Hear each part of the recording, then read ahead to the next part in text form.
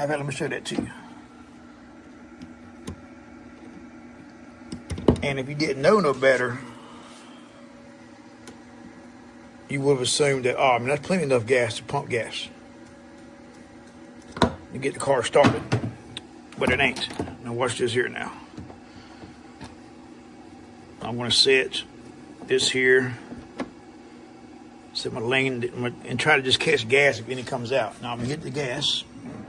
We're going to see how much comes out. Look at it. If you look at it now, it's a steady stream. All right, but according to the fuel pressure gauge, there's not enough pressure. And you can tell too, man, because watch this right here. When you hook it up, hook back up,